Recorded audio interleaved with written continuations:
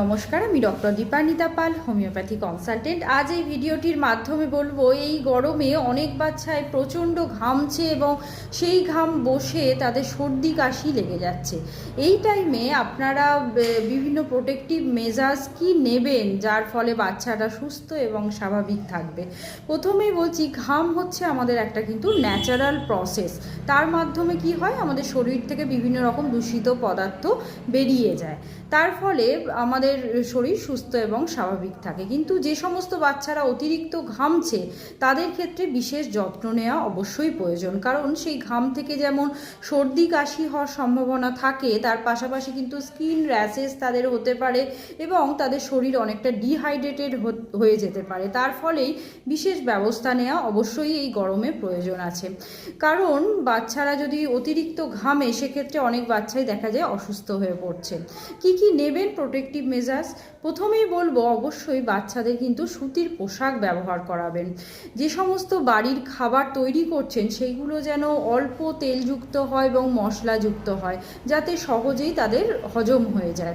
Next যে পয়েন্টটা হচ্ছে, বাচ্চাদের অবশ্যই প্রতিদিন স্নান করাবেন এবং যে সমস্ত বাচ্চার ঠান্ডা লেগে যাওয়ার প্রবণতা নেই তাদের বিকালের দিকেও একটা স্পঞ্জ করে নেবেন, মানে ভিজে একটা টাওয়াল দিয়ে তাদের গাটা ভালো করে স্পঞ্জ করে দেবেন, তাহলে তাদের কিন্তু অনেকটাই ভালো লাগবে।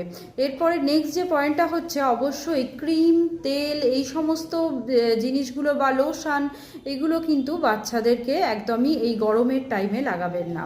পর্যাপ্ত পরিমাণে জল দেবেন। বাচ্চারা যেহেতু কম পরিমাণে জল পান করতে পারে, তাই অল্প অল্প করে বারে বারে জল দেওয়ার চেষ্টা করবেন। তার পাশাপাশি যে সমস্ত বাচ্চার ঘামাচি বা স্কিন র্যাশেস বেরোচ্ছে, তাদের একটু পাউডার দিয়ে জায়গাটা ড্রাই করে রাখতে পারেন।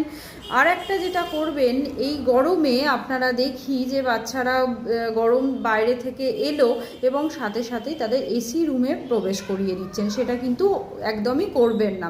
বাচ্চাকে নর্মাল টেম্পারেচারে আগে নিয়ে আসবেন, তারপরে কিন্তু এসি রুমে ঢোকাবেন। কারণ এক্ষেত্রে দেখা যাচ্ছে, যেহেতু টেম্পারেচারের একটা তারতম্য হচ্ছে তার শরীরে, তার জন্য চট করে কিন্তু সর্দি কাশি লেগে যাচ্ছে।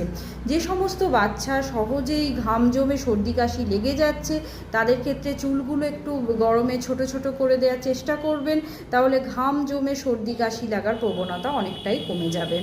এই সমস্ত জিনিসগুলো অবশ্যই করুন, তাহলে দেখবেন বাচ্চাটা কিন্তু এই গরমে সুস্থ এবং স্বাভাবিক থাকবে।